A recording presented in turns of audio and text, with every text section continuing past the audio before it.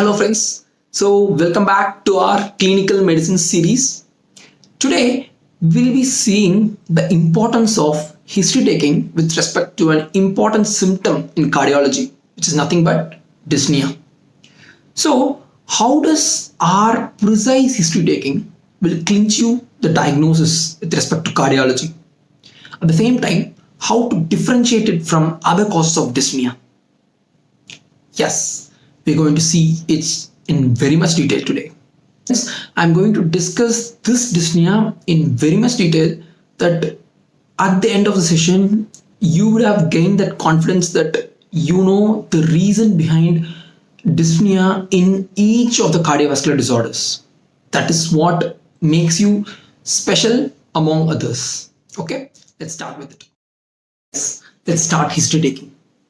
So with respect to dyspnea, what and all you should focus? Initial thing is the duration of the symptom. So what is the duration of dyspnea? Whether it is for years or months or just minutes, all that matters. Okay. Then what does this clock says you? It just says the time of onset. So that does this make any difference? Yes, it matters a lot when it comes to cardiovascular disorders. We'll be seeing each and every cardiovascular disorder in detail, and we will be correlating with this dyspnea. Okay, don't worry. So next, what you should ask is this severity as well as the progression. How it is progressing?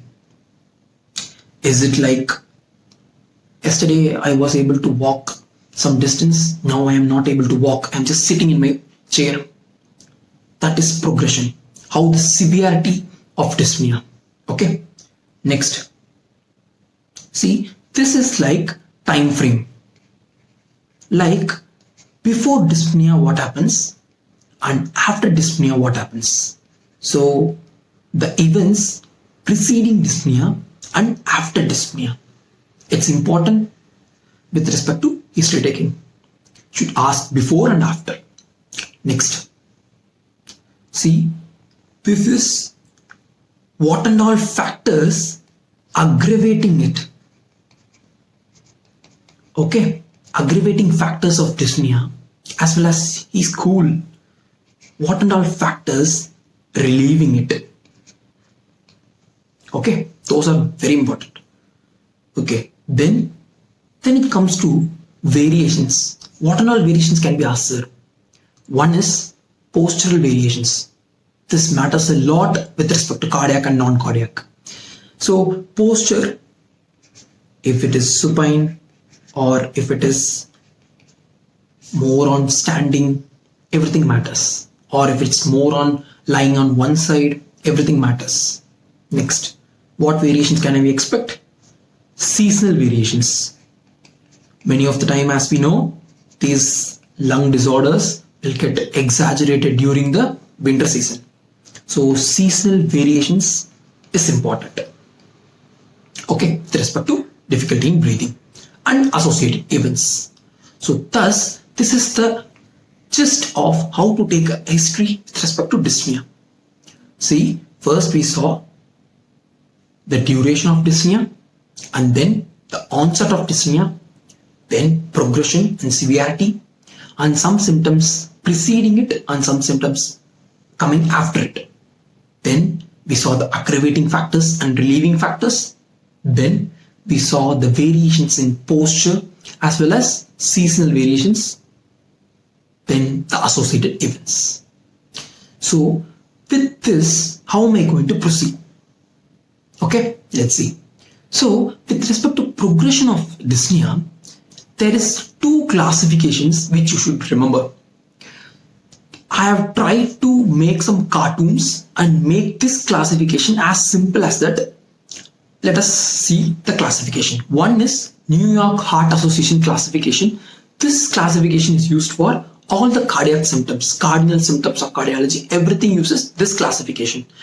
This you can know it as NYHA, which is New York Heart Association. So what does this say?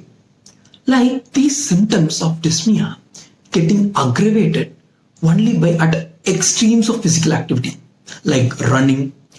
This will fall under class 1. Okay.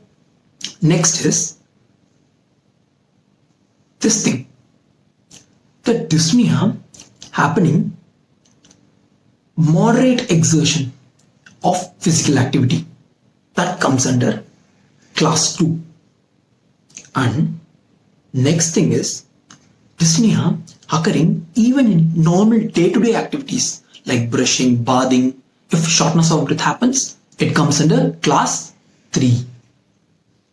Then class 4, the patient can't even stand.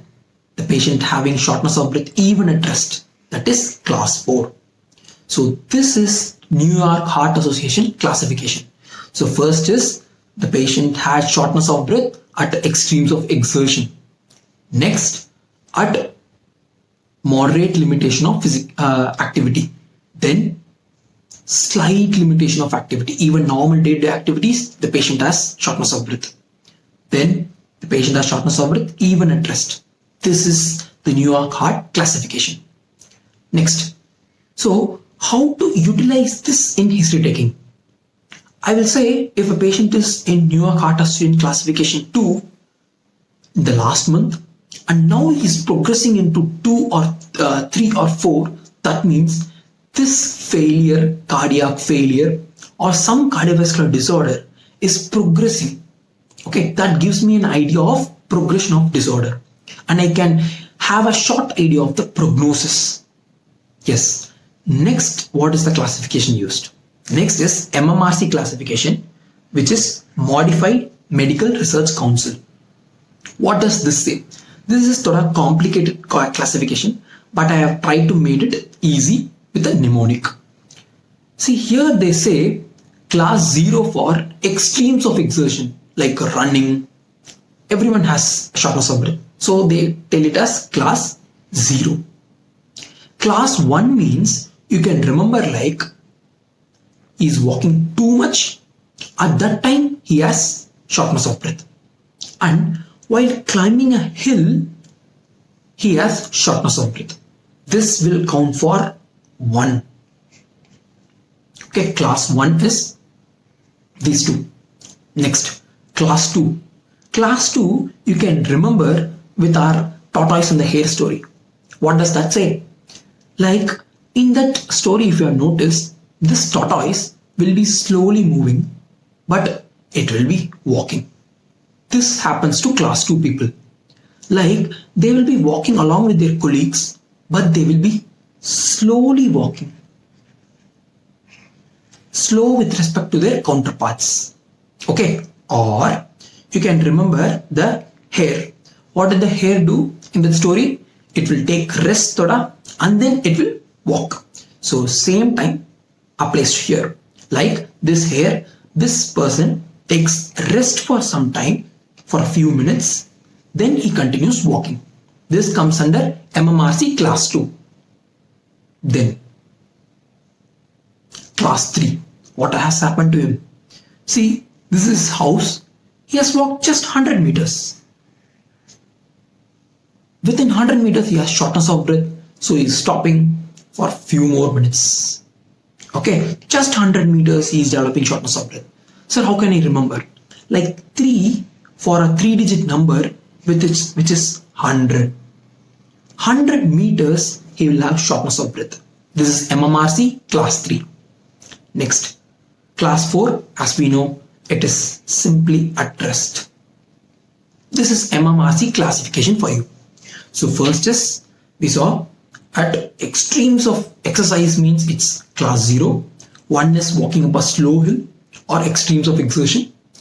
2 is with their respect to their counterpart, if they are slow or taking rest and then they are walking. And 3 is just 100 meters from their home, they are feeling shortness of breath. And 4 is at rest itself, they have shortness of breath. Okay, this is MMRC classification of dyspnea.